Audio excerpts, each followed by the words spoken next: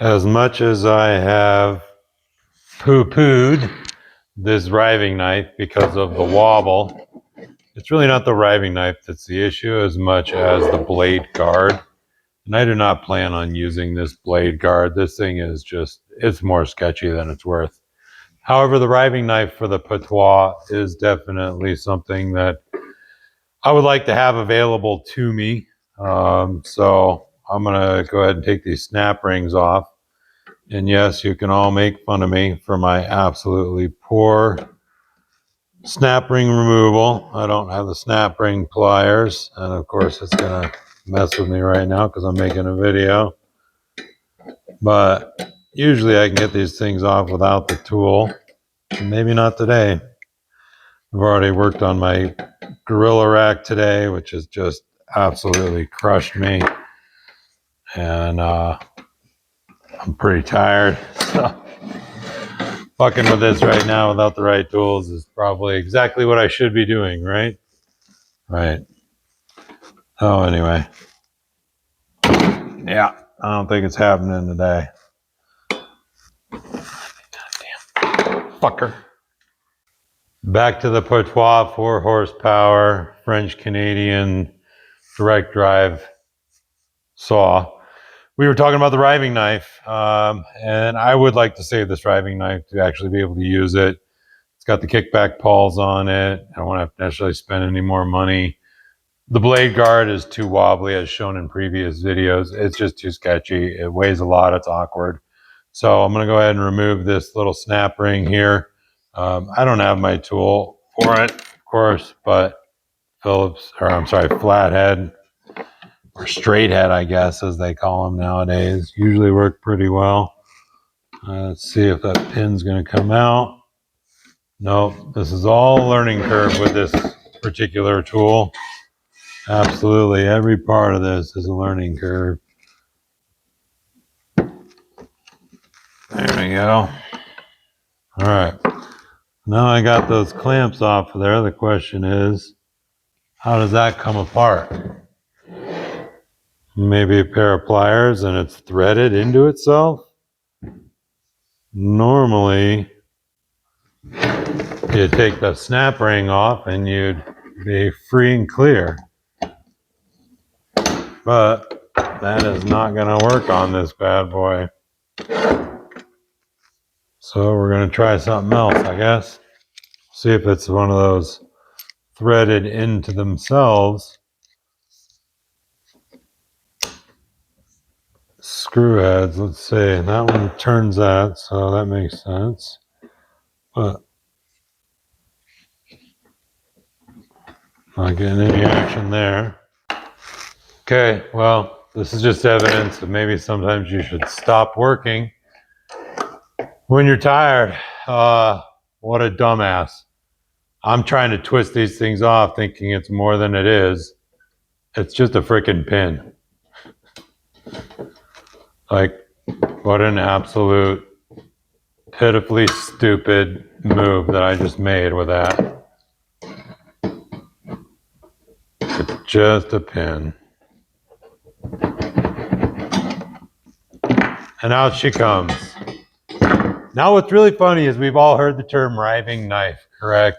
We all have heard the term riving knife. Can you see that?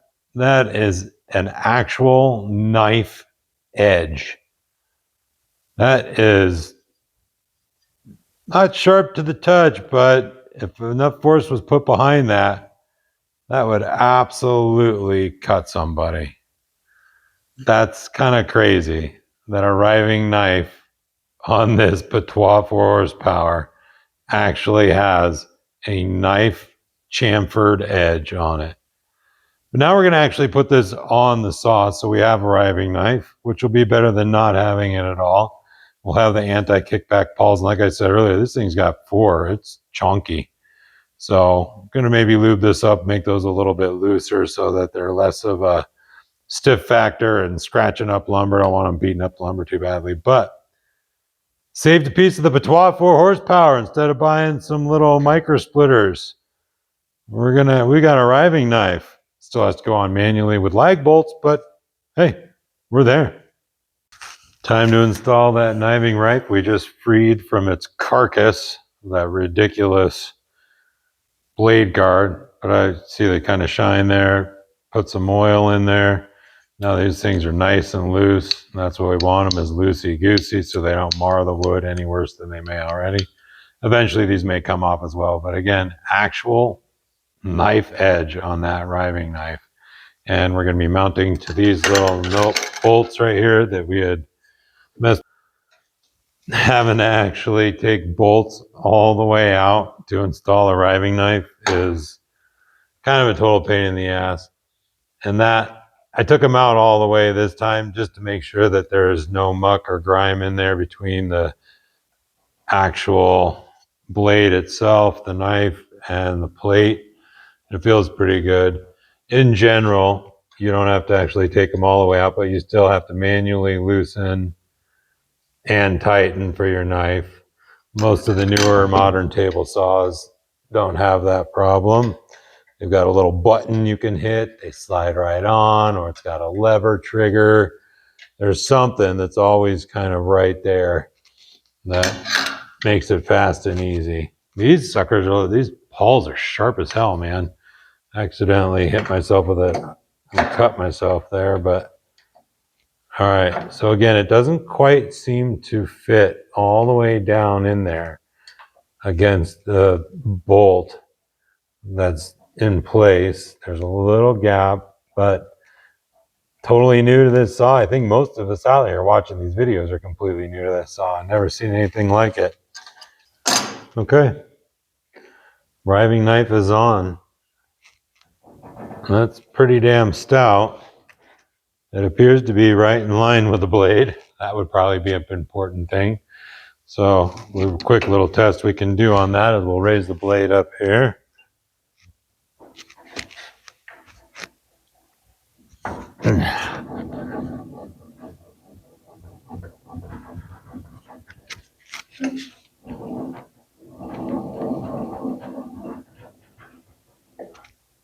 And this is only a 12-inch blade. The saw will actually handle a 14-inch blade. I'm just going to cheat and use the... Boy, it seems really nice. There's no gapping. All right, so right between the blade.